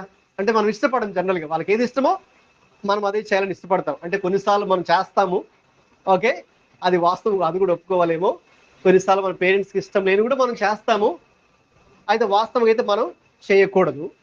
మన తల్లిదండ్రులకి ఏది ఇష్టమో అదే చేయాలి. అప్పుడే వాళ్ళు హ్యాపీగా ఉంటారు, మనం హ్యాపీగా ఉంటాం కదా. అలాగే దేవునికి ఇష్టమైన మనం కూడా చేయాలి, దేవుడికి ఇష్టం లేని మనం చేయకూడదు. సో నేనేం చేశాను, నా ఇష్టాలు ఏవైతే ఉన్నాయో దేవుని గురించి ఆలోచించి అవి పక్కన పెట్టేశాను. సో నేనేం చేశాను, చిన్న చిన్న త్యాగాలు నేను కొన్ని చేశాను. అలాగే మనం కూడా ఏం చేయాలి, దేవుని కోసం మనం కూడా కొన్ని చిన్న చిన్న త్యాగాలు కొన్ని చేయాల్సి ఉంటది. అది అంత సులభమేమి అయితే కాదు, కొంచెం కష్టమే. మనం ఆ నలుగుడు లోపల, ఆ క్రషింగ్ లోపల ఉంటది నలుగుడు. ఎందుకంటే ఇప్పుడు నా అనేదాన్ని పక్కన పెట్టేస్తాం మనం, ఓకే. ఇంకా అక్కడ మనది ఏముండదు, ఇంకా దేవుడి చిత్తాన్ని మరి మనం పూర్తిగా చేయాలి. అది మొదటి వేళ చెల్లించాలి. రెండో వేళ ఏంటి, రెండో మూల్యం ఏంటి? సిలువను ఎత్తుకోవాలి. ఓకే, చెప్పాను, సిలువ అనేది అంత సులభమైంది కాదు. యేసు ప్రభువుని మిమ్మల్ని వెంబడించే క్రమంలో ఒక మాట ఎవరైనా అన్నారనుకోండి, ఎవరైనా మీ మీద, మీరేమీ తప్పు చేయలేదు కానీ మీ మీద ఒక బ్లేమ్ మోపేశారనుకోండి, దాన్ని తీసుకోవడం మనకు చాలా కష్టం. మనకు చాలా కోపం వచ్చేస్తుంది కదండి. మనం చాలా విషయంలో సఫర్ అవుతాం, ఓకే. అయితే ఆ పరిస్థితుల్లో, ఓకే, దేవుడు మనము సహనంగా ఉండాలి, కొన్ని భరించాలి, సహించాలి, ఓకే, సహనము కలిగి ఉండాలి. అది ఆత్మ ఫలంలో ఒకటని చెప్పాను మీకు కదండి. మరి ఇవన్నీ అంత ఈజీనా చెప్పండి? మనకేమో కోపం చేస్తుంది ఒకవైపు, అయితే ఆ కోపాన్ని అణుచుకుంటూ, అదే ఆశా నిగ్రహం అనే 9వ చివరి ఫలం. కోపాన్ని అణుచుకుంటూ దేవుని కోసం అక్కడ, ఓకే. అలాగే మనం కూడా క్రైస్తవుడిగా, క్రైస్తవురాలు ఒక సాక్ష్యం కాపాడు కోసం మనము ఆ కోపాన్ని కూడా అణుచుకుని, నా ఇష్టం కాదు, ఇక దేవుని చిత్తమే ఈ పరిస్థితిలో నెరవేరాలి. సరే, ఒక మనిషిలా అన్నాడు, ఆ విషయాన్ని నేను దేవుడికే అప్పగిస్తున్నాను, ఆ పరిస్థితిని, ఆ వ్యక్తిని దేవుడికే అప్పగిస్తున్నాను అని మనము అప్పగించి మౌనముగా ఉండడం అనేది కష్టమేనండి, అంత ఈజీ కాదు. అయినా కూడా మనం ఏం చేయాలి, యేసయ్య కోసం ఆ వెల చెల్లించాలి, సిలువ, ఆ సిలువను అక్కడ మోయాలి. ఇక చివరిది ఏంటండి, ముగింపులోకి వచ్చేసాను. ప్రతిరోజు ఆయన వెంబడించాలని చెప్పాను. Follow Jesus everyday, follow Jesus everyday. మరి అది అంత సులభమైనది అయితే కాదు. ఒక ఇంగ్లీష్లో ఒక సాంగ్ ఉంటుంది, చిన్న కోరస్ అది, I have decided to follow Jesus, no turning back, no turning back. అని పేరు విన్నారా? అది ఎవరు రాశారు, ఎప్పుడు రాశారంటే, నేను అది విన్నప్పుడు నేను చాలా షాక్ అయ్యాను. మన ఇండియాలో నార్త్ ఈస్ట్ అని మనకి ఇండియా మ్యాప్లో రైట్ సైడ్కి ఉంటుంది కదా, ఇక్కడ మ్యాప్, ఇది మ్యాప్ అనుకో, ఇక్కడ కొన్ని స్టేట్స్ ఉంటాయి, 7 స్టేట్స్ ఉంటాయి, నాగాలాండ్, మణిపూర్, అరుణాచల్ ప్రదేశ్, మిజోరాం ఉంటాయి కదా, అక్కడ ఎక్కువ మంది ట్రైబల్స్ ఉంటారు. ట్రైబల్స్ అన్నమాట, అంటే ఆదివాసులు, కొండ ప్రాంతాల్లో జీవించే వాళ్ళు ఎక్కువ మంది ఉంటారు. ఆ రోజుల్లో మిషనరీస్ వచ్చి అక్కడికి వెళ్ళి కొండలోకి వెళ్ళి ఆ ఆదివాసులు అంటే వాళ్ళు డ్రెస్ కూడా వాళ్ళకి ఎలా వేసుకోవాలో సరిగ్గా వాళ్ళకు కూడా తెలియదు అనమాట. ఓకే, వాళ్ళు ఎలాగ అన్నం తినాలి కూడా చాలా మంది వాళ్ళకి తెలియదు. ఓకే, ఈ మోడర్న్ థింగ్స్ వాళ్ళకి ఏవి కూడా తెలియదు అనమాట. అటువంటి వారి మధ్యకి వెళ్ళి సువార్త చెప్పి వాళ్ళ లైఫ్ స్టైల్ని మార్చి ఎడ్యుకేషన్ కూడా చెప్పేది, వాళ్ళకి ఎడ్యుకేషన్ కూడా ఏమీ లేదనమాట, చదువు చెప్పి, అలాగే వాళ్ళకి వైద్య సదుపాయాలు ఏమీ లేవు, వైద్యం కూడా చేసి వీళ్ళే మందులు అవన్నీ కూడా ఇచ్చి వాళ్ళని చాలా మట్టుకు మరి రక్షణలోకి తీసుకొని వచ్చారు. ఇప్పుడు మోర్ దాన్ 50% పాపులేషన్ ఎవరు తెలుసండి అక్కడ? క్రిస్టియన్స్. నాగాలాండ్ అయితే more than 90% population Christians. Nagaland, Manipur, Mizoram ఇవన్నీ కూడా అంటే అంతమంది క్రైస్తవులుగా మారిపోయారు అక్కడ వాళ్ళు చేసిన పని. అయితే ఏం జరిగింది ఆ రోజులు మిషనరీస్ అని చెప్తున్నప్పుడు, ఒక ట్రైబ్, ప్రతి ట్రైబ్స్ అని ఉంటాయి అక్కడ, ఒక ట్రైబ్ ఒక లీడర్ ఉంటాడు. ఆ లీడర్ ఏం చెప్తే అందరూ వినాలి. అది ఆ ఊరిలో ఒక ట్రైబ్ లో ఒకళ్ళు జీసస్ని బిలీవ్ చేస్తారు, ఫ్యామిలీ అంతా కూడా మారిపోయారు, యేసుప్రభువుని నమ్ముకున్నారు. నమ్ముకున్న విషయం ఎవరికి తెలిసింది? ఆ ట్రైబ్ లీడర్ తెలిసిపోయింది. వాడు ఏం చేశాడు, ఒక పెద్ద మీటింగ్ పెట్టాడు. మీటింగ్ వీళ్ళందరూ పిలిచి, ఏంట్రా మీరు యేసుప్రభువుని నమ్ముకున్నారంట, మన ట్రైబ్ దేవత వేరుగా ఉంది, మన దేవత కోపడుతుంది, మీరు ఆ దేవుడు నమ్ముకుంటే, విదేశీయుల దేవుడు, తక్కువ కులస్తు దేవుడు నమ్ముకుంటే అని తిట్టి వాళ్ళని విడిచిపెట్టేసేయండి ఆ దేవుణ్ణి అని బెదిరించాడు అనమాట. లేకపోతే చంపేస్తాను, మనందరినీ చంపేస్తాను. ఓకే, అయితే ఆ ఇంటి యజమానుడు, లేదండి ఆయనే నిజమైన దేవుడు, మేము నమ్ముకున్నాం, ఆ దేవుడి ద్వారా చాలా మేము దీవించబడ్డాం, ఆయనే గొప్ప దేవుడు, మేము ఇంకా వెనక్కి తిరిగేదే లేదు, నో టర్నింగ్ బ్యాక్, వెనక్కి తిరిగే లేదు, ఏమన్నా కానివ్వండి, మీరు ఏమన్నా చేయండి, మేము మాత్రం ఆ దేవుడిని మాత్రం విడిచిపెట్టము అని చెప్పేశాడు. అలా చెప్తే వెంటనే ఆయన ఏం చేశాడు, ఓకే, వాళ్ళ భార్య మీదకి బాణాలు వదిలారు, యారోస్. అప్పట్లో వాళ్ళ ఆయుధాలు అవే కదా, ట్రైబల్స్ బాణాలు వదులుతారనమాట. దానికి విషం ఉంటుంది, పాయిజన్ ఉంటుంది. ఓకే, అది వచ్చి మనకి గుచ్చుకున్నప్పుడు చనిపోతారనమాట, విషం లోపలికి వెళ్ళిపోతుంది బాడీకి. అలాగా భార్య మీదకి వదిలారు బాణాలు, చనిపోయింది. అంటే భయపడిపోయి అయినా మేము యేసుప్రభువుని విడిచిపెట్టేస్తాంలే మీరు అన్నట్టుగానే అని అని అంటాడేమో అని ఆ ట్రైబ్ లీడర్ అనుకున్నాడు. కానీ నెక్స్ట్ అన్నాడు, నో టర్నింగ్ బ్యాక్, మేము యేసుప్రభువుని నమ్ముకున్నాము, దానికి కట్టుబడి ఉంటాం, ఇంకా మేము వెను తిరిగేలేదు, మీరు ఏమన్నా చేయండి మమ్మల్ని అన్నాడు. నెక్స్ట్ ఇంకా ఆయన కూతురు మీదకి బాణం వదిలేశారు. ఓకే, వాళ్ళ డాటర్ మీదకి, ఆమెకి వచ్చి అది చనిపోయింది. ఆయన కూడా ఏం ధైర్యంగా ఉన్నాడు. నెక్స్ట్ వాళ్ళ సన్స్ మీదకి అనమాట వదిలేడు, వాళ్ళ పిల్లలు కూడా చనిపోయారు. ఓకే, ఆయన కూడా I have decided to follow Jesus, no turning back, no turning back, నేను యేసుప్రభువుని నమ్ముకున్నాను, ఆ నిజమైన దేవుడికి నేను ఇంకా వెను తిరిగేదే ఉండదు అన్నాడు. ఇంకా చివరికి కుమారులు కూడా చంపేశారు. ఇంకా లాస్ట్ ఆయనకి ఇంకో ఛాన్స్ ఇచ్చారు, నథింగ్ డూయింగ్. చివరికి ఇంకా ఆయన మీద కూడా వేశారు, ఆయన కూడా చనిపోయాడు. ఆ పాట అలా వచ్చిందనమాట, I have decided to follow Jesus, no turning back, no turning back, I have decided to follow Jesus అని అలా సాంగ్ చాలా బాగుంటుంది. దానికి బ్యాక్గ్రౌండ్ ఏంటంటే ఇదనమాట బ్యాక్గ్రౌండ్. ఆ స్టోరీ నేను చాలా కదిలించబడ్డాను.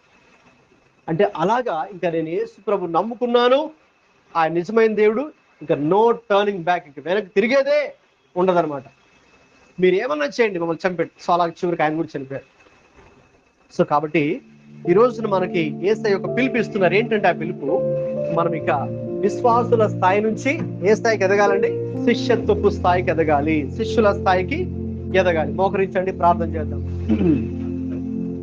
దేవుని వాక్యాన్ని మనం విన్నాం కాబట్టి ఈ రోజున ప్రార్థన చేద్దాం. అందరూ కూడా, ప్రభువా నన్ను ఈ రోజు నుండి ప్రభువా కేవలము నేను విశ్వాసిగానే ఉండిపోకుండా, విశ్వాసుల స్థాయిలో ఉండిపోకుండా, ఏదో ప్రభు యందు విశ్వాసం ఉంచాను చాలే, ఏదో ఆదివారం చర్చికి వెళ్తున్నాను వస్తున్నాను చాలే, ఏదో అప్పుడప్పుడు నాకు కుదిరినప్పుడు టైం ఉన్నప్పుడు ప్రార్థన చేసుకుంటున్నాను చాలే, ఏదో నాకు కుదిరినప్పుడు అప్పుడప్పుడు బైబిల్ చదువుతున్నాను చాలే అని ప్రభువా దానితోనే సంతృప్తి చెందకుండా, ప్రభువా మీరు ఆశించేది ఏంటి? మీరు కోరుకున్నది ఏంటి? మీరు అయ్యా మేమందరూ మీకు నిజమైన శిష్యులుగా మారాలని కోరుకుంటున్నారు. కాబట్టి ప్రభువా తండ్రి, ఆ నిజమైన శిష్యులుగా మేమందరూ మారాలనే ఆశ కూడా ప్రభువా మాలో ఉంది నాయన. దేవా నాకు సహాయం చేయి తండ్రి, నాకు సహాయం చేయి ప్రభువా. మనందరూ కూడా నోరు తెరిచి ఒక నిమిషం పాటు గట్టిగా అందరూ స్వరాలతో ప్రార్థన చేద్దామండి. అందరూ ప్రార్థన చేయాలి గట్టిగా. అందరూ హల్లెలూయా హల్లెలూయా, స్తోత్రం స్తోత్రం స్తోత్రం తండ్రి. అయ్యా ప్రభు ప్రార్థన చేయడం అందరూ కూడా ఎవరు సైలెంట్ ఉండకండి. వాక్యం వినారుగా ప్రార్థన చేయండి, సమర్పణ ప్రార్థన చేయండి. Do a prayer of commitment today. Hallelujah. Ask the Lord to help you to become his disciple, to grow from believer stage to disciple stage. Hallelujah. తండ్రి తండ్రి వందనాలయ్యా ప్రభువా. మా బిడ్డలందరికీ, సంఘానికి ఇప్పుడే సహాయం దయచేయండి ప్రభువా. ఇంకా ఎంతకాలం ఇక్కడే మేము ఎక్కడ వేసిన గొంగలు ఎక్కడైనట్టుగా ఉంటాం ప్రభువా, అది వద్దు నాయన. ఇదిగో ప్రభువా, ఇక విశ్వాసుల స్థాయి నుంచి మేము శిష్యుల స్థాయికి ఎదగాలని కోరుకుంటున్నాం ప్రభువా. ఆ వ్యత్యాసం ఏంటో ఈ రోజు చూసాము నాయన. అలాగే ప్రభువా, మరి విశ్వాసుల స్థాయి నుంచి శిష్యుల స్థాయికి ఎదగాలి అంటే మేమేం చేయాలో ఆ 3 పనులు చెప్పావు నాయన. ప్రతి దినం కూడా మేము తండ్రి మమ్మల్ని మేము అయ్యా ఉపేక్షించుకోవడానికి కృప చూపించండి ప్రభువా. మా యొక్క సిలువను ఎత్తుకొని మిమ్మల్ని వెంబడించడానికి ఈ లోకములో ఎన్ని నిందలు, శ్రమలు, అవమానములు ఎదురైనప్పటికీ కూడా ప్రభువా మేము మిమ్మల్ని వెంబడించడానికి కృప చూపించండి. అలాగే ప్రతి దినము యేసయ్యను వెంబడించుటకు కృప చూపించండి తండ్రి నాయన. అప్పుడు మాత్రమే ప్రభువా మేము మీకు నిజమైనటువంటి ప్రభువా శిష్యులుగా ఉండగలము అని మీ యొక్క వాక్యము తెలియజేస్తుంది. కాబట్టి నా తండ్రి ప్రభువా మా అందరికి కూడా అలాగని మీరు సహాయం దయచేయమని అడుగుతూ యేసుక్రీస్తు ప్రభువు పరిశుద్ధ నామములో ప్రార్థిస్తున్నాము తండ్రి. ఆమేన్.